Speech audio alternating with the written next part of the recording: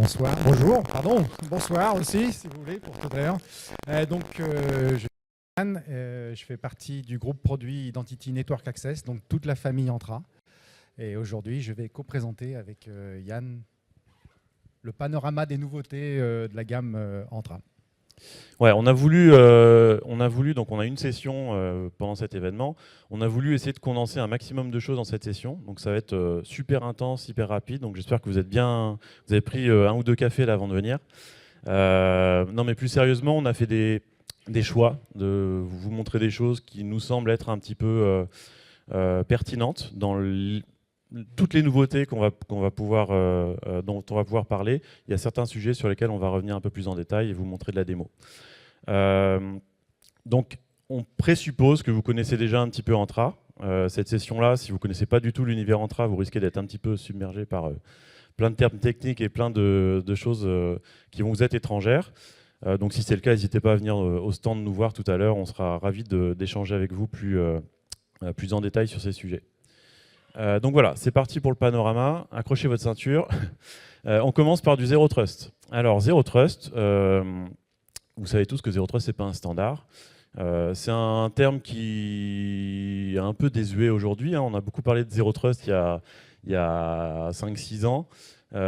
Aujourd'hui, en fait, ce qu'on peut observer dans les échanges qu'on a avec nos clients, c'est un retour du Zero Trust au sens où beaucoup de clients mettent en place des stratégies Zero Trust globales, ou en tout cas utilisent les fondamentaux des architectures de référence Zero Trust. Donc ici, on a celle de l'Open Group.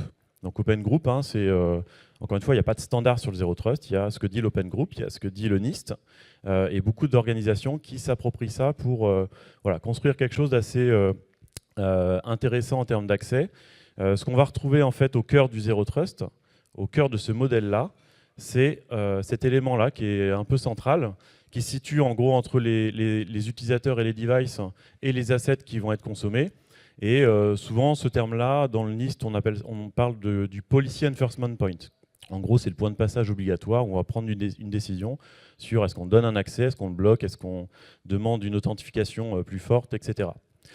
Donc si on transpose ça, donc qui n'est pas du tout du monde Microsoft, même si on a des gens qui contribuent à l'Open Group, si on transpose ça à la gamme Microsoft, et ben, en fait, on peut observer que, alors il y a des noms que vous connaissez, peut-être d'autres que vous ne connaissez pas, mais l'idée c'est qu'on considère aujourd'hui qu'on a une couverture du Zero Trust qui est sans doute la plus large du marché. Donc évidemment l'identité qui est au cœur de tout, l'accès conditionnel, et d'autres éléments, on va le voir tout à l'heure, la gestion des endpoints, qui est aussi un point fondamental quand on parle de Zero Trust. Stop, je t'arrête tout de suite Yann. On a dit zéro bullshit. T'aurais pas plutôt une belle démo à nous montrer? Un truc un peu sexy, un truc qui parle aux gens. Ça serait beaucoup mieux, je pense. On doit avoir ça sous le coude. Ce qu'il faut retenir de cette slide-là, c'est que aujourd'hui, si vous voulez mettre en place une architecture Zero Trust, vous pouvez le faire avec la gamme Entra et avec quelque chose qui va être managé dans une seule console. Si vous transposez ça à ce que doivent faire d'autres éditeurs avec des solutions, une pour l'EDR, une pour l'Access Management, une pour l'IGA, ça veut dire potentiellement une complexité supplémentaire, une complexité accrue et des coûts opérationnels pour gérer tout ça. Alors concrètement, à quoi ça peut ressembler cette histoire Zero Trust dans une cinématique typique d'accès à une ressource particulière?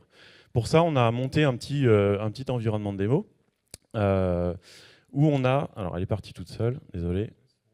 Ouais, on a ici Myriam qui a une identité vérifiable. Est-ce que vous êtes familier un peu avec Verified ID? Ouais. Ouais, à la main levée, ok. Donc Verified ID, c'est notre plateforme d'identity proofing. La première session que j'ai fait aux Identity Days il y a 7 ans, c'était sur ce sujet-là. Et il y a eu pas mal d'avancées depuis. Donc là, l'idée, c'est Myriam, elle a donc ses credentials vérifiables. Donc elle a des éléments de son identité qu'elle est capable de prouver cryptographiquement. Donc ici, elle en a un qui s'appelle Financial Controller.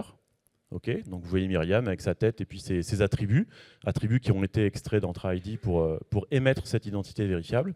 Tout ça, ça se passe dans l'application Microsoft Authenticator. Et à côté, on a une appli qui a été vite faite en vibe coding avec GitHub Copilot, donc que vous pouvez faire vous-même. Et là, on va faire un transfert une transaction financière entre deux entités de notre boîte Contoso. Donc là, au-delà d'une transaction de 90 000 $, de 50 000 $, on a besoin d'avoir une vérification de cette identité vérifiable. Donc là, on renseigne les éléments dans l'application. On clique sur je soumets ma demande. Et ici, on a un QR code qu'on va du coup pouvoir scanner avec Microsoft Authenticator.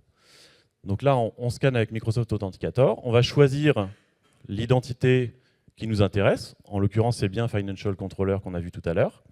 Et ensuite, on a une reconnaissance faciale qui va nous être demandée. Là, on veut avoir un niveau d'assurance supplémentaire sur l'authentification. Donc là, en l'occurrence, on a un vilain hacker qui a subtilisé le credential vérifiable de Myriam.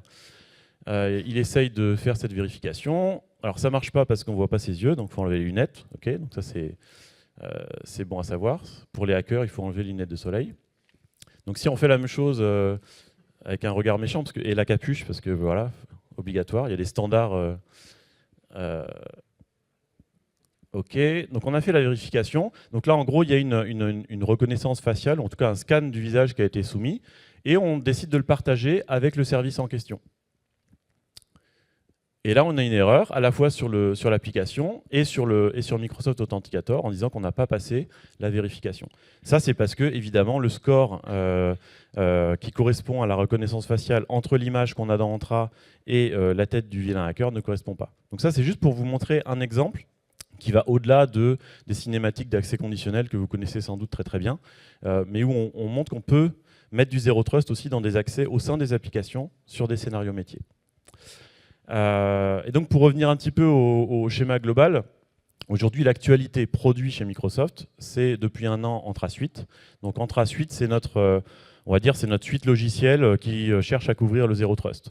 Donc on va retrouver dedans des éléments importants, donc tout ce qui est Identity Protection, je pense que vous êtes déjà familier avec tout ça, c'est la prise en compte du risque dans les cinématiques d'accès. Verified ID, on vient de le voir. Verified ID, c'est une plateforme et vous pouvez facilement venir vous intégrer avec. L'exemple qu'on a vu là, moi, ça m'a pris 4 heures à faire l'application en question. Donc c'est des choses qui peuvent être transposées dans des scénarios métiers. On a une plateforme d'IGA qui marche de mieux en mieux commercialement. On a plein de clients qui sont en recherche d'une solution IGA plus simple à intégrer, plus simple à gérer. Et donc là, le fait qu'on ait quelque chose de natif dans Entra, c'est un vrai game changer pour eux. Donc on a une plateforme qui fonctionne bien commercialement, qui est l'IGA. Et on a ces deux éléments-là qui sont nouveaux depuis un an. C'est notre plateforme d'accès réseau. Donc là, on le voit, on fait de l'identité, de l'IGA, de l'identity proofing, de l'identity protection et du SSE pour l'accès réseau. Et donc sur le marché, on est les seuls à proposer une plateforme qui fait l'ensemble. Donc c'est ça un peu qui nous distingue. Alors on ne fait pas tout parfaitement. Il y a plein de choses qui ne sont pas encore, c'est des produits qui sont relativement récents. Mais vous allez le voir, on a des roadmaps assez agressifs sur le sujet. Exactement. Donc sur cette plateforme réseau, donc notre solution SSI, Microsoft, on a effectivement quelque chose qui a été lancé, je pense, dans sa première version public preview il y a un peu plus d'un an. On était assez plutôt challenger sur le marché. Donc là, on arrive avec une roadmap qui est assez, et des features qui sont annoncées et qui sont là, qui est assez agressive. Donc on ne va pas pouvoir entrer encore une fois dans les détails de tous, il va falloir qu'on fasse des choix. Mais je voulais juste parler des choses qui me semblent vraiment importantes et qui sont vraiment de la baseline et qui vont pouvoir libérer d'autres fonctionnalités. Et la première qui était très attendue, c'est l'inspection TLS, donc de faire un break and inspect sur le trafic qui vient au travers de cette solution SSI. Quelque chose qui est arrivé, je pense, au début de l'été dans sa version GA. Du coup, encore une fois, puisqu'on break, on inspecte, maintenant on va pouvoir amener plein de choses de l'intégration. Vous allez voir qu'il y a des choses qui vont arriver, notamment avec PureView, etc. Mais là, on a quelque chose qui est déjà là en public preview, qui est la thread intelligente, donc qui utilise notre moteur de thread pour essayer de bloquer du trafic, effectivement, qui serait vers des sites malicieux, hein, entre guillemets. Tu voulais rajouter quelque chose? Non, vas-y. Côté client, nous, notre vision, hein, on la rappelle, c'est on va fournir de l'accès réseau contrôlé, donc une solution SSI pour tout type de client. Donc on a Windows qui était là depuis un petit moment avec le client Global Secure Access, effectivement pour Windows. Et on arrive là avec une version GA pour macOS et une version pour ARM aussi qui était très demandée de nos clients. Et notamment en interne, puisqu'on a certaines surfaces qui sont intéressées. Oui, bah ce PC-là, il est en ARM et ça marche très bien. Donc du coup, et la dernière chose, effectivement, quelque chose qui arrive aussi en public preview là et qui est une grosse demande de nos clients, c'est la gestion des B2B. Donc oui, enfin ce qu'on avait appelé de B2B, donc les guests ou les gens où on ne contrôle pas forcément le PC, puisque aujourd'hui l'agent on peut l'installer sur un PC que l'on manage, ça c'est facile, mais maintenant effectivement il y a plein de cas de scénarios avec des partenaires qui viennent dans vos sociétés, etc., sur lesquels on ne va pas pouvoir installer l'agent. Il y a plein d'autres choses qui vont arriver dans le support de ce qu'on va appeler le scénario B2B, au sens large. Mais le premier qui arrive là, c'est Azure Virtual Desktop et Windows 365, donc un support directement sur un compte guest de vos policies, des accès aux applications privées. Okay. Ce que vous voyez là c'est quoi? C'est en 3 mois? C'est tout ce qui a été réalisé en 3 mois? C'est entre 3 et 6 mois, on va dire. Donc, c'est juste pour vous donner un ordre d'idée. Il y a des fortes ambitions là-dessus. Donc, la roadmap, elle va très très vite sur la partie GSA et la partie IGA. Donc, il y a énormément d'investissements de la part de Microsoft sur cette solution. Et du coup, on va faire un petit zoom avec une petite démo, parce qu'il faut faire des petites démos, sinon on s'ennuie. Et donc, on a choisi quelque chose dont on n'a pas encore parlé, mais qui est quelque chose de très important. C'est effectivement ce qu'on a appelé longtemps MFA pour domaine contrôleur, sécurisation de l'accès au domaine contrôleur, etc. Le nom qu'on a choisi, qui a été gardé, c'est Private Access for Domain Controller, donc l'accès privé au domaine contrôleur. L'idée est bien d'enforcer du MFA sur des ressources on-premise lorsqu'on est on-premise. Et par exemple, si je veux, la démo va le montrer, je ne vais peut-être pas en dire plus, mais accéder à un file share, je vais devoir faire du MFA au moment où je fais la demande d'authentification / de jetons. Vous aviez entendu parler de Private Access for Domain Controller, cette idée de faire du MFA on-prem? Vous êtes intéressé? Oui. Alors c'est une demande qu'on a depuis longtemps de pouvoir faire ça, et parce qu'on a plein de clients qui du coup doivent s'appuyer sur des solutions tierces pour faire du MFA on-prem. Nous, l'intention, c'était pas de faire juste du MFA on-prem pour faire du MFA on-prem, c'était de s'inscrire dans quelque chose qui soit cohérent, et notamment l'accès conditionnel. Alors, très rapidement, à quoi ça ressemble? Là, je suis sur un endpoint qui est sur le réseau d'entreprise. Voilà, on va vérifier la connectivité avec la ressource. Alors, vous voyez le petit icône là en bas à droite, c'est le client GSA. Donc, on a besoin du client GSA dans ce scénario-là. Donc là, je me connecte, je fais un ping vers une adresse qui est mon serveur de fichiers. Je fais un tracert pour vous montrer que je suis juste à côté et qu'on ne triche pas. Et ensuite, je vais faire... Alors, l'action, elle n'est pas... encore une fois, ce n'est pas une démo hyper impressionnante, mais je me connecte à mon serveur de fichiers. Et là, j'ai la petite biscotte là, qui saute du toaster. Et en interne, ils appellent ça le toaster. Je n'ai jamais compris pourquoi. Mais... et donc là, j'ai un prompt MFA. Et donc, je dois saisir le code MFA qui m'est présenté sur mon application Microsoft Authenticator. Là, je mets un peu de temps parce que j'avais les mains dans les poches. Donc voilà, donc je saisis mon code MFA. Je pourrais avoir aussi une autre forme de prompt MFA. Et une fois que j'ai fait ça, hop, donc là, je suis tombé en timeout dans l'explorateur. Ça peut se configurer, ça. Mais donc là, si je rafraîchis mon accès, hop, j'ai accès à mes serveurs de fichiers. Donc vous voyez, là le principe c'est simplement, je suis en local, j'accède à une ressource locale, mais je suis quand même passé par un contrôle de l'accès conditionnel.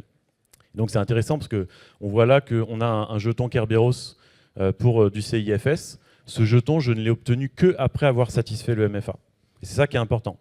Ce qu'on va cibler ici, c'est une destination dans le royaume Kerberos, ou un SPN. Et donc pour pouvoir accéder à un SPN, je dois passer par une règle d'accès conditionnel. Donc comment ça se configure? Eh ben, en fait, de la même façon que vous configurez un accès avec GSA ou un accès à une application dans Entra. Donc encore une fois, c'est la même chose en termes de gestion. C'est simplement ici, ma destination, ça va être ce fameux SPN, et donc le serveur de fichiers qui correspond. Donc ça veut dire aussi que ça, pour l'instant, ça marche que pour Kerberos. D'accord, c'est un point important. On prévoit d'amener ça aussi pour NTLM, d'autres protocoles, mais pour l'instant, c'est que du Kerberos.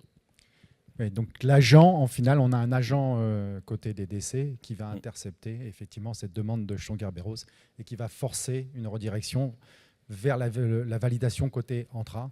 Et donc, du coup, on a tout ce qu'on peut imaginer dans Entra. Là, Yann a fait du MFA, mais on peut imaginer n'importe quelle méthode d'authentification, puisqu'en fait, on va passer une get qui est une porte, pardon, une get qui est côté Entra, qui va nous permettre de caler n'importe quelle méthode d'authentification d'Entra.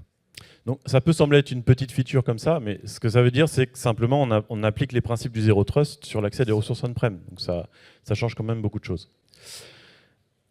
Et toujours en s'appuyant sur ce même Policy Enforcement Point, ça c'est un point qui est hyper important pour nous, c'est de toujours avoir ces accès qui sont centralisés, leur gestion, elle est dans une seule et même console.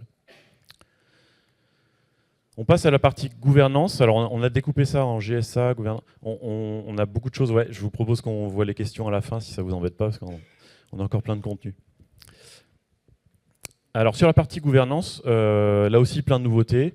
On va revenir sur celles qu'on voulait mettre en avant, mais en gros l'IGA, elle avance au même rythme que vous avez vu sur GSA, donc on release des choses tous les 3 mois. Ce qu'on peut mettre en avant ici, c'est tout ce qui va être...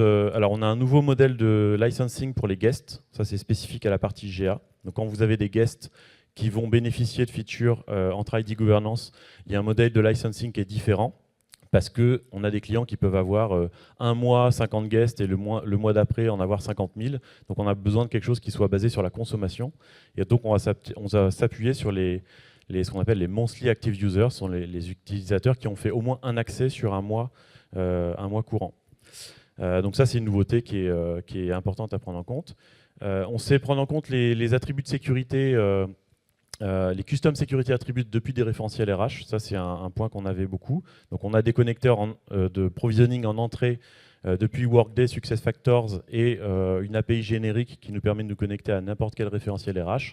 Là maintenant on est capable de venir alimenter des custom security attributes à partir de ces sources-là.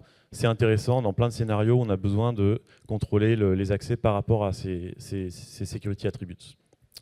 On a des nouveaux déclencheurs dans la partie Lifecycle Workflow. Donc on peut dire en fait qu'il y a un changement de statut sur le compte utilisateur, on va pouvoir déclencher des workflows. Ça c'est bien pratique quand un utilisateur est désactivé pour pouvoir enclencher toutes les actions qui peuvent être liées à ça. Des nouveaux destinataires dans la partie Lifecycle Workflow quand on veut notifier quelqu'un. Avant on n'avait que le manager, le sponsor, maintenant on peut aller customiser ça. Donc tout ça, encore une fois des petites évolutions mais qui peuvent ouvrir des scénarios supplémentaires. Qui étaient des évolutions très demandées. Et très demandées, ouais. Notamment caler effectivement une logic app sur un workflow pour aller prendre une décision que l'approuveur de ce package, etc., est absent, il va falloir que je trouve quelqu'un d'autre dans ma hiérarchie. C'est quelque chose qui était très demandé et qui était bloquant, je pense, pour la majorité des choses. Les custom extensions, est-ce que vous êtes familier avec le principe des custom extensions dans Entra ID Governance? C'est quelque chose qui est, pour ceux qui en font, qui est très utilisé. Le principe, c'est on propose une plateforme en mode SaaS avec des scénarios qui sont prédéfinis, des actions qui ont été réalisées pour vous. Si vous voulez aller plus loin, si vous voulez interagir avec des systèmes externes, on a ce qu'on appelle les custom extensions. Donc on va s'appuyer sur Azure Logic Apps et déclencher des exécutions de workflow dans Azure Logic Apps. Donc en fait, sur le papier, on peut faire absolument tout ce qu'on veut. Donc si vous voulez créer un ticket dans ServiceNow, si vous voulez mettre à jour un ticket dans ServiceNow, on sait faire. Et ça, pour ça, on passe par les custom extensions. Et donc c'est utilisé assez souvent dans la partie Lifecycle Workflow. C'est aussi utilisable dans la partie Access Package. Donc on peut dire aux différentes étapes d'une demande d'accès ou de son approbation, on peut aller faire des choses spécifiques, notamment interagir avec un ITSM, ce qui est souvent demandé. Déléguer l'approbation dans MyAccess, ça aussi c'est un scénario qu'on ne couvrait pas. Maintenant on peut, si quelqu'un doit approuver une demande mais qu'il est parti en vacances, on a la possibilité de gérer ça dans MyAccess. On peut déclencher des lifecycle workflows sur un changement d'attribut. Ça peut être intéressant. On a vu qu'on pouvait le faire sur le changement de statut du compte, activer, désactiver. Là, on peut le faire si on voit un attribut spécifique qui est modifié. Et donc là, ça ouvre aussi le champ à plein de scénarios intéressants pour déclencher des workflows. Intégration avec SAP. Alors là, on n'a pas mis beaucoup de détails, mais il y a un point important à garder en tête. Si vous avez du SAP, si vous avez des clients qui ont du SAP, ils ont annoncé qu'ils arrêtaient leur solution d'identity management et qu'ils proposaient une intégration plus riche avec Entra. La déclinaison de ça, c'est des connecteurs avec l'infrastructure SAP qui sont déjà disponibles dans Entra, mais aussi une intégration plus avancée avec les solutions IAG et AC de SAP. Donc là, il y a encore des choses qui vont venir enrichir ça, mais si vous avez des scénarios où une intégration avec SAP est nécessaire, et bien là, on va être capable de proposer quelque chose qui est unique sur le marché, puisque c'est la volonté d'SAP d'aller vers Entra. Et puis voilà, on va passer là-dessus. Ce qu'on voulait mettre vraiment plus en avant là, c'était cette partie Access Review, parce qu'on sait que nos clients aiment beaucoup Copilot, et l'IA en général, mais Copilot pour vous aider dans certaines tâches. Oui, donc l'IA arrive, hein, l'IA est là, elle va nous aider dans plein de domaines. Et du coup, on a effectivement réalisé un agent dont le but est d'aider l'Access Review. Donc on va essayer de faire une petite démo ensemble, mais avant qu'on démarre, l'Access Review, depuis le début, ça fait pas mal de temps que je suis effectivement dans ce groupe produit, et depuis le début des Access Review, on avait toujours la même complainte de problèmes de la part de nos clients, feedback de nos clients, pardon. C'est que c'est super l'Access Review, côté admin, côté utilisateur, ça marche jamais, il n'y a personne qui le fait correctement, il n'y a personne qui est vraiment en charge et on ne facilite pas le travail du reviewer en final. Côté admin, on crée des packages, c'est plutôt pas mal. Donc là, l'idée, c'est vraiment d'avoir un assistant qui va aider à la fois côté admin et à la fois surtout côté utilisateur à gérer cette review.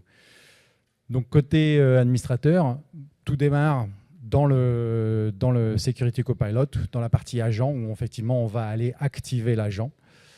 Une fois que l'agent il est en place, il va commencer à regarder les access reviews qui ont été créés sur le tenant. Il va commencer à regarder les critères qui l'intéressent. Donc ça peut être des critères de changement de rôle de l'utilisateur qui est targeté par l'access review ou qui a eu l'accès grâce à l'access review. Ça peut être différentes choses. Il va falloir effectivement qu'il regarde et qu'il va composer une base de connaissances pour pouvoir proposer des suggestions qui sont pertinentes et qui vont permettre aux reviewers, si je peux utiliser ce mot, de pouvoir facilement prendre une décision. La personne ne s'est pas loguée depuis 3 mois, très certainement, il faut lui révoquer ses accès. Et côté utilisateur, et là, dans la partie admin, on va pouvoir voir effectivement le plan d'exécution de l'agent, de pouvoir suivre en final, grâce à ce graphe, les différentes décisions qu'il a prises au cours de son cheminement, pour arriver à cette recommandation de dire il va falloir sur 10 utilisateurs peut-être désactiver le package pour 5 d'entre eux et laisser l'accès pour le reste. Côté utilisateur, tout se passe dans Teams. Donc là, on a mis un agent dans Teams. Cet agent, le même, vient dans Teams comme un assistant personnel et on va pouvoir lui poser des questions. On va pouvoir lui demander est-ce que tu peux m'aider à démarrer mes access reviews? Et donc, il va pouvoir regarder par rapport à votre rôle, par rapport au fait que vous êtes reviewer sur certains des access reviews. Il va pouvoir vous lister le travail que vous avez à faire. Il va pouvoir vous démarrer des suggestions, pas facile à dire, par rapport à ces reviews et pouvoir effectivement vous guider tout au long. Si vous le souhaitez, il peut aussi valider des changements. Donc, il va vous proposer d'enlever les accès à un certain nombre d'utilisateurs en vous expliquant effectivement pourquoi il faut enlever, les raisons qui l'ont amené à conclure qu'il faut révoquer les accès pour ces utilisateurs-là. Et si vous êtes d'accord, vous pouvez juste lui dire tout ça en langage naturel. Bah oui, révoque les accès comme tu me le proposes.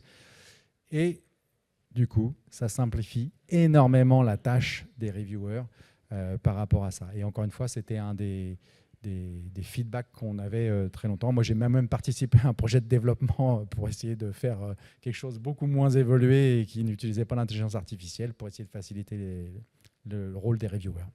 Okay. Alors ça, c'est une feature qui, quand on la montre aux clients, ça... C'est pas un effet wow, mais en tout cas, ouais, ça permet de se transposer, dire une campagne de recertification, c'est toujours pénible pour le reviewer, c'est long, fastidieux. Avec ça, on a quelque chose qui est plus interactif, plus dynamique et qui sans doute amènera plus d'efficacité dans les campagnes de certification. Est-ce que c'est quelque chose qui vous semble pertinent, la main levée? Est-ce que vous voyez un intérêt dans le fait d'avoir un agent qui assiste un utilisateur dans une campagne de recertification? Ouais, ok. Est-ce que Teams est le bon média aussi? On s'est posé cette question-là. A priori, je pense que c'est un gros oui, mais je suis intéressé de voir à main levée aussi si Teams, quelque part, peut être effectivement le bon véhicule pour faciliter la review et empêcher que les reviews ne soient pas faites, parce qu'en fait, c'est ça le principal problème. Hein, ou rediriger vers un portail qui est pas forcément l'expérience souhaitée. Voilà. Voilà, donc ça, c'est pareil, c'est une petite innovation, mais qui ouvre le champ à déjà quelque chose d'innovant dans le sens où on utilise Copilot et la puissance de Copilot pour proposer via du langage naturel des choses qui soient plus intuitives pour nos utilisateurs. Donc on a parlé de GSA, on a parlé de la gouvernance. Là, on va regarder sur la partie plus cœur de notre ID. C'est plus toi. Ouais. C'est moi. Pardon. Donc oui, pas mal de nouveautés aussi côté dans ce que nous on appelle en interne Entra ID Core. Donc les fonctions IAM vraiment de base, l'authentification, etc. Donc on a pas mal de choses notamment dans les méthodes d'authentification. Donc on a effectivement, je pense que ça vous l'avez vu, enfin j'espère que vous l'avez vu passer, donc Passkey avec authenticateur, donc Device Bound Passkey, donc une méthode FIDO2 entièrement liée à Microsoft Authenticator. On a quelque chose de très intéressant et je crois qu'il y a une session un peu là-dessus, tu me confirmes Yann, ou si je ne me trompe pas, mais plateforme SSO, donc l'intégration effectivement du SSO, full SSO, un peu à la Windows Hello, si je puis me permettre, for business, sur Mac, donc la possibilité directement de faire ça. Ça va nous amener pas mal de choses, ça va nous amener une bien meilleure expérience utilisateur pour les utilisateurs de Macintosh, ça c'est sûr. Et je vais rebondir sur autre chose, ça va nous amener quelque chose qui arrivera un tout petit peu plus tard, qui n'est pas encore public preview, mais on garde ça pour nous, qui est le token binding, donc la token protection pour les macOS, puisque grâce à cette plateforme SSO, on va pouvoir utiliser des jetons, comme sur Windows, qui sont bindés au device. Et donc à partir du moment où on utilise ces jetons qui sont effectivement bindés au device, ça vous parle le token binding? Oui, pardon, oui. Ouais. Main levée, c'est l'idée, hein, c'est de protéger le jeton du vol et du replay, rejouer. Donc voilà. Donc ça, effectivement, j'en profite au passage. Token protection, donc l'enforcement du binding sur les plateformes Windows est passé GA. Donc je vous encourage à le déployer. La protection des jetons, c'est un sujet très compliqué. On va au-delà des RFC hautes, etc. On est obligé de faire pas mal de changements. Donc, il faut commencer à essayer de regarder et à déployer le plus tôt possible parce qu'il y aura forcément des scénarios dans votre entreprise qui ne seront pas compatibles avec cet enforcement côté du protocole, entre guillemets, haute. Et donc, il faut les connaître pour pouvoir savoir jusqu'où on peut aller. Si vous avez des questions super techniques, c'est son bébé, donc n'hésitez pas à venir le voir. Qu'est-ce qu'on avait d'autre encore? Ah oui, quelque chose aussi très très très demandé et j'espère que vous allez être tous contents. Donc on fait beaucoup d'efforts pour améliorer disaster recovery de votre configuration Entra et donc les conditional access en soft delete. Donc si vous supprimez une policy d'accès conditionnel, pardon, elle va dans une corbeille que vous pouvez récupérer vous en tant qu'admin. Et une autre chose hyper importante, quelque chose qui était très très demandé, FIDO2, les clés de sécurité, provisioning par les admins. Donc on n'est plus obligé d'envoyer la clé et c'est l'utilisateur qui se débrouille tout seul. L'admin peut la pré-provisionner et l'utilisateur a juste à la revalider et à remettre son MFA pour pouvoir partir. Donc grosse simplification de l'expérience utilisateur et une gestion beaucoup plus efficace côté administrateur des clés, puisque les clés ne partent pas dans la nature comme ça, ou ce n'est pas des clés qu'on a récupérées sur un salon et qu'on va pouvoir mettre en place. Et dernière chose, changement de la source d'autorité pour les utilisateurs et pour les groupes. Et je passe la main, puisqu'on va faire un petit zoom là-dessus, sur deux choses. Donc il y a deux éléments là-dedans sur lesquels on veut un peu insister. Et le premier, effectivement, c'est le changement de la source d'autorité. Je fais un petit retour en arrière. Il y a 4 ans, on avait présenté quel pourrait être un chemin pour se débarrasser de l'AD. Alors se débarrasser, c'est peut-être un bien grand mot, mais en tout cas réduire son empreinte et être de moins en moins dépendant. Dans ce chemin, donc vous avez le lien là, il y a une documentation publique sur le sujet maintenant. Dans ce chemin, il y a 5 grandes étapes avec évidemment plein de raccourcis, plein de choses qu'on a simplifiées intentionnellement. Mais une de ces étapes permet en fait de faire redescendre une petite flèche. Je crois que c'était, si je me souviens bien, celle-là, ici. Permettait de faire redescendre une flèche d'Entra vers l'AD. Et ça, c'est un changement qui est significatif parce que si vous êtes familier avec l'hybridation AD-Entra, aujourd'hui, dans un environnement hybridé, la source autoritaire, elle est sur l'AD. Donc quand vous voulez faire des changements sur, on va dire 95% des attributs, ça se fait sur l'AD et c'est répliqué sur Entra. Et bien, le changement de la source d'autorité, ça veut dire qu'on va pouvoir basculer ça et faire ces changements dans Entra pour qu'ils soient répliqués vers l'AD. Et donc, c'est un gros changement parce que ça veut dire qu'on va faire quelque part de l'AD un annuaire esclave ou un annuaire secondaire. Et donc, on va le laisser mourir de sa petite mort avec toutes les applications legacy qui font encore du Kerberos et pas de NTLM, évidemment. Donc voilà, donc l'idée c'est ça, c'est de vous donner les moyens de plus facilement basculer ce centre de gravité en mode cloud et pouvoir à terme, peut-être un jour, dépromouvoir le dernier contrôleur de domaine et ne plus être dépendant de cette infra qui embarque 25 ans de dette technique et beaucoup de bazar sans doute à l'intérieur. Donc les deux éléments clés, c'est le changement de la source d'autorité sur les groupes qui a été annoncé, je crois que c'était au mois de juin. Ouais, à peu près, comme ça. Je sais plus. Et utilisateur, ça date d'il y a un mois, donc même 3 semaines.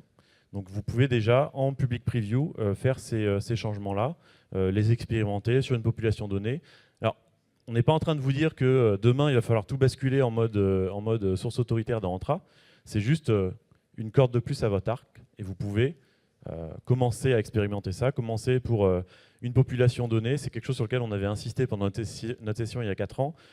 C'est jamais des solutions one size fits all. On ne fait jamais une bascule pour tous les utilisateurs. C'est complètement irréaliste de faire ça. On va choisir une population donnée, basculer la source pour ces utilisateurs, mettre en place la gestion, les processus qui vont avec, voire les outils typiquement pour la gouvernance, et puis de là, itérer successivement pour un jour peut-être réduire la dépendance à l'AD, ou en tout cas n'avoir dans l'AD qu'une population qui a besoin d'accéder à des ressources dépendantes de l'AD, ce qui peut être une fraction de la population. Réduire les décès, réduire les forêts, réduire pas mal de choses, non? Je pense qu'on peut commencer... Oui, tout à fait. Plein de bénéfices évidents, mais on pense que vous êtes déjà familier avec tous les avantages.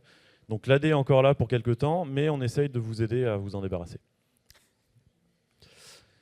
Une méthode d'authentification, tu veux peut-être en dire 2 mots? Oui, si tu veux. Donc, une nouvelle méthode d'authentification. On avait pas mal de feedback de nos clients et pas mal de scénarios frontline worker. Ouais, dans l'industrie, beaucoup. Ouais. Et beaucoup de feedback d'une mauvaise expérience utilisateur. C'est trop compliqué.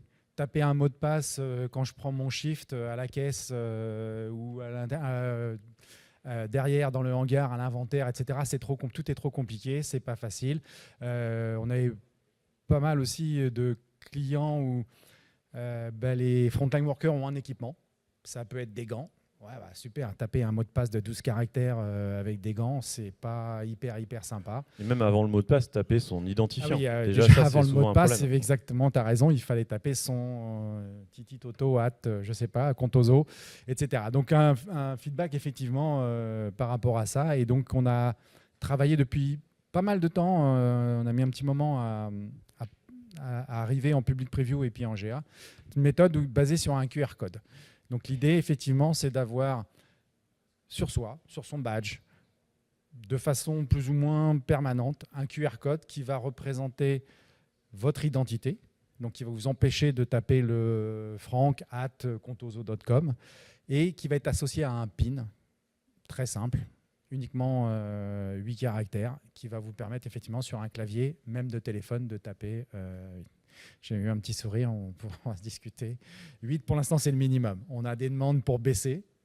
Pour l'instant, on est à 8. On a trouvé un compromis sécurité, etc. Et donc, du coup, très facilement, et Yann va nous faire une petite démo, y compris le côté admin, puisqu'on va déléguer effectivement l'administration. Tout à fait. Alors, le principe, il est super simple. Là, on vous montre l'expérience pour... je sais pas, je me remets dans la peau de Myriam, là, dont j'ai essayé de voler les clés d'identité vérifiables. Myriam, elle est manager et elle gère des sites industriels. Faites preuve un peu d'imagination, hein, c'est pour une démo. Donc elle se connecte en fait sur un portail, sur une section qui s'appelle Mon personnel, ou My Staff en anglais. Et là, elle voit les différents sites de production dont elle est en charge. Donc il y a celui de Quimper. Donc vous voyez, c'est très varié, hein, les noms. Il n'y a pas beaucoup de noms bretons là-dedans. Mais elle va choisir un utilisateur. Et sur cet utilisateur, elle va pouvoir définir, donc elle peut réinitialiser le mot de passe, ajouter un téléphone, dans des actions d'administration très limitées. Derrière, c'est une admin unit. Okay. Et là, elle va pouvoir générer un QR code. Donc là, elle définit une date d'expiration pour ce QR code. Elle définit quand est-ce qu'il s'active. Elle ajoute le QR code. Et là, elle doit sauvegarder. Donc soit télécharger l'image, soit l'imprimer, sauvegarder le QR code et sauvegarder le code PIN qui a été généré. Donc là, je vous montre. Tout ça peut se faire évidemment par API. Là, on montre l'expérience la plus simple possible, mais ça peut se faire de façon plus, on va dire, embarquée avec vos process existants. Donc là, on vérifie bien qu'elle n'a pas oublié un des deux trucs, parce que sinon, on est embêté. Donc là, maintenant, il y a un QR code qui a été émis, qui est utilisable. Elle a la possibilité d'en générer un temporaire, si jamais la personne a perdu son QR code, etc. Et elle a aussi la possibilité de réinitialiser le code PIN si la personne a oublié le code PIN. Donc tout ça, encore une fois, Myriam, elle n'est pas IT admin, elle est juste en charge de site de production. Moi maintenant, en tant qu'utilisateur, enfin, je m'appelle Lee, je veux me connecter, donc j'ouvre ma page. On a une expérience similaire dans Teams aussi, qui peut être utilisée sur des devices partagés. Là, on va choisir en fait en mode de connexion, s'authentifier avec un QR code. Donc là, on donne accès à la caméra. On scanne le QR code qui a été imprimé par Myriam. On saisit le code PIN qui a été fourni par Myriam.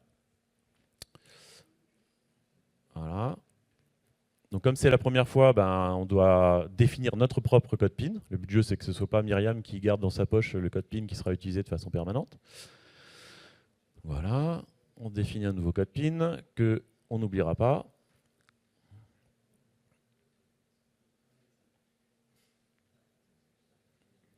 Hop, le code PIN est saisi, on n'a pas besoin de retenir ça, et on a accès à nos applications. Okay, donc là, le principe, le but du jeu, c'est que ce soit le plus simple pour l'utilisateur. Donc, transposer ça, il scanne le QR code, il saisit le code PIN, il est authentifié, il n'a pas besoin de mettre ni de nom d'utilisateur, ni d'autres formes d'authentification complexes. Est-ce que ça vous... Avant qu'on passe à la suite, est-ce que c'est un scénario qui fait sens? Est-ce qu'il y a des gens qui sont intéressés par des scénarios pour les first line workers ou les cols bleus, comme on les appelle parfois? Ouais. Donc ça, est-ce que cette authentification par QR code, c'est quelque chose qui répondrait à des besoins ou il y a d'autres scénarios qui sont à privilégier pour ces populations-là?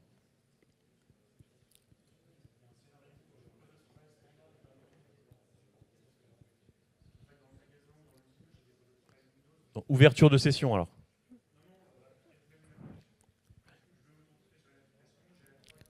Ouais.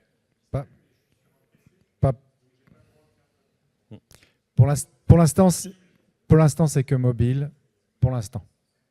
Je n'ai pas de date à partager ou quoi que ce soit, mais c'est pour l'instant. C'est un feedback qu'on a. Ça fait partie Voilà, c'est... L'avantage des mobiles, c'est qu'en général, il y a une caméra dessus, donc on sait que... voilà. Ouais. Il y a plein de choses. On va continuer à le faire évoluer, ce modèle. C'est sa première GA hein, pour l'instant. Donc voilà, on bascule maintenant, on va parler un peu d'IA. Alors forcément, hein, on est obligé de parler d'intelligence artificielle. C'est un peu au cœur de nos investissements et il y a plein de produits intéressants qui sont liés à ça. Ce qu'on voulait mettre en avant, c'est qu'on va avoir deux volets. C'est l'IA qui va vous permettre de faciliter la gestion des identités et puis à côté, la gestion des identités spécifiques pour l'IA. Donc quand on parle à l'IA pour faciliter la gestion d'Entra, on a des agents qui sont présents dans Copilot. Donc si vous êtes familier un peu avec Security Copilot, maintenant il y a des agents dédiés à Entra. On en a vu un tout à l'heure sur les campagnes de recertification. On en a un aussi qui est disponible pour la partie optimisation des règles d'accès conditionnel. On n'aura peut-être pas le temps de le montrer là. Ça va être chaud. Ouais.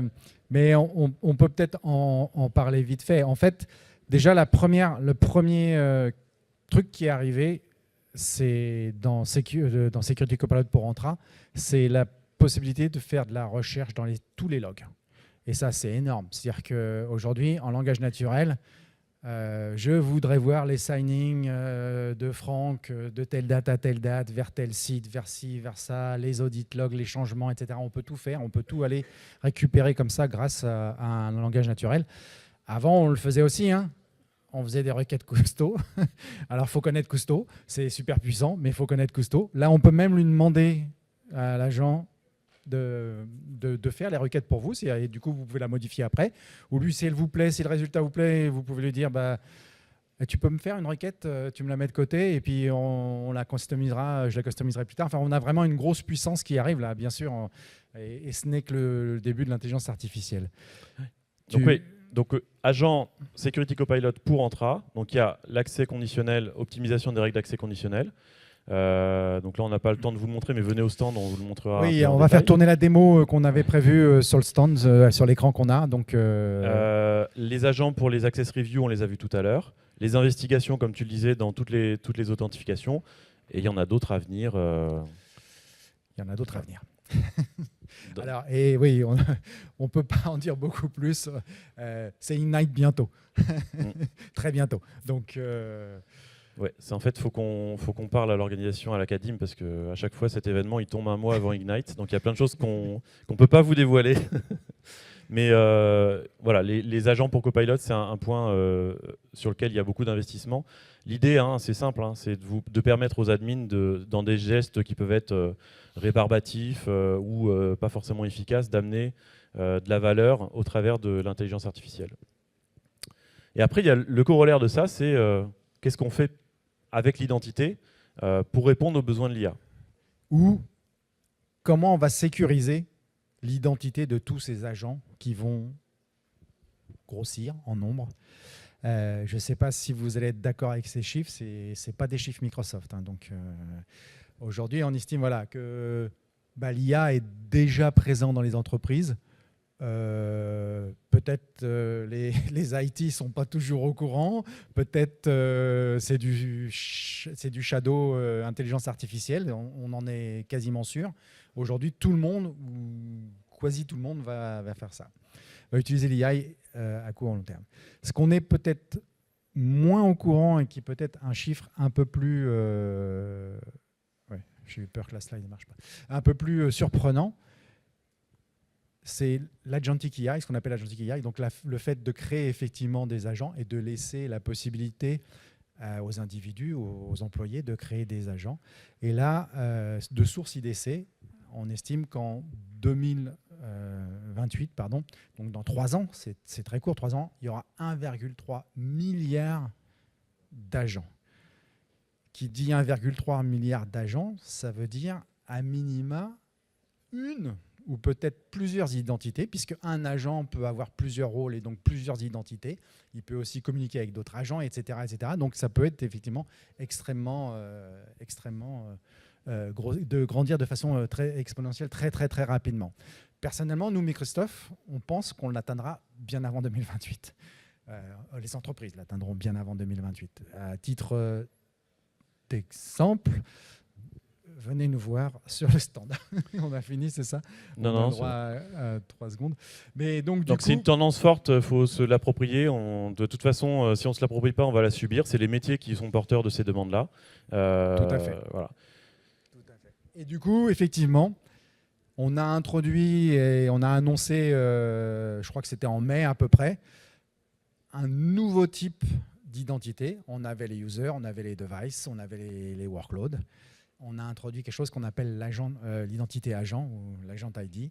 Et avec l'idée qu'il va falloir amener le même niveau de sécurité sur ce type d'identité que ce qu'on sait faire avec un utilisateur. Pourquoi? Parce qu'en fait, un agent, c'est plus qu'une identité de type applicative. C'est pas non plus comme une identité utilisateur. Ça a des cycles de vie qui peuvent être très courts par rapport à un utilisateur. Mais par contre, ça a besoin effectivement d'énormément de granularité et beaucoup plus que ce qu'on sait faire avec un workload. On verra que dans les agents, et vous l'avez peut-être déjà vu, il y a des agents aujourd'hui qu'on appelle les digital colleagues, qui vont avoir une mailbox et un Teams. Et on va pouvoir discuter avec eux. Il va pouvoir prendre une partie de votre job, hein, entre guillemets. Voilà, c'est peut-être pas la bonne phrase à dire, mais une partie des tâches que vous ne souhaitez pas trop faire, comme on a vu les access reviews, etc. Où grosso modo, on va juste lui dire regarde les access reviews et puis dis-moi ce qu'il faut faire. Ah ouais, bah, je suis d'accord. Voilà, on va pouvoir effectivement faire avancer cette review tout en partageant les bons critères de décision. On va pouvoir faire avancer ces choses-là. Voilà. Les exigences de l'IAM vont s'appliquer aux identités des agents. Aujourd'hui, quand vous créez un agent avec Azure AI Foundry ou avec Copilot Studio, eh ben vous avez une identité qui est automatiquement créée, qui est dans votre tenant. Vous pouvez déjà les lister, vous pouvez déjà trier dans vos tenants, regarder le nombre d'agents qui ont déjà été créés. Et encore une fois, c'est tiré par les métiers, donc c'est des demandes qui sont fortes et auxquelles il faut pouvoir répondre. Et à titre d'info et sans dévoiler rien de super confidentiel, chez Microsoft, on est combien? 200 000? Un tout petit peu moins de 200 000 utilisateurs. Aujourd'hui, quand on regarde sur le tenant, on a plus de 130 000 agents qui ont été déployés. Donc ça veut dire que le problème que nous, on anticipe là, en tout cas le besoin qu'on anticipe, c'est un besoin que vont connaître tous les clients qui font de l'agentic AI. Donc c'est un point vraiment important, parce que les problématiques liées à la gestion des accès de ces agents, elles sont spécifiques, et donc il faut des outils spécifiques pour ça. Non, cela on saute. Ok. Ça, c'est le d'après, non? Ah, ouais. On n'a pas la petite interface? Ah, c'est pas grave. Attends, si, pardon. Juste pour finir, voilà, c'est là. Et donc, du coup, aujourd'hui, donc, Yann l'a montré, on a déjà effectivement, pour Foundry et puis pour Security Copilot, on a déjà effectivement les agents qui sont créés dans Entra. Alors, c'est la première brique de base. Vous avez dans l'interface la possibilité d'avoir la liste. Vous avez un filtre même aujourd'hui, si vous voulez regarder. Hein. Ça se trouve dans vos tenantes. Il y a déjà effectivement, par le biais de Copilot 365, par le biais d'autres peut-être systèmes que vous avez ouverts dans votre entreprise ou chez vos clients, vous avez déjà peut-être des agents. Donc il faut regarder effectivement. Vous pouvez déjà le faire dès aujourd'hui. C'est là et filtrer sur les agents. Okay. Et les agents vont eux-mêmes travailler entre eux, donc voilà, ça soulève plein de questions, mais on sera ravis d'en discuter avec vous plus en détail sur le stand. Alors, on arrive à la fin de cette session, on a couvert pas mal de sujets, on sera ravis d'en discuter plus en détail sur le reste de la journée. Une remontée qu'on a souvent, c'est comment on réussit à se tenir au courant de tout ce qui se passe chez Microsoft.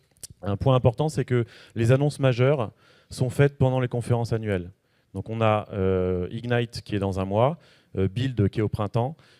Les principales annonces, que ça concerne Entra ou le reste de l'écosystème, elles seront faites pendant ces conférences-là. Donc c'est important. Si vous avez que un ou deux moments dans l'année pour regarder les news, ben c'est à ces moments-là. Ignite, pour l'anecdote, il y a un document PDF qui est téléchargeable sur le site, c'est le Book of News. Vous avez l'essentiel de toutes les annonces dedans. Donc ça permet de gagner du temps à tout le monde. La deuxième source, c'est la page des nouveautés dans Entra. Ça semble un peu basique, mais on a une page où tous les mois, on met les changements, les nouvelles fonctionnalités.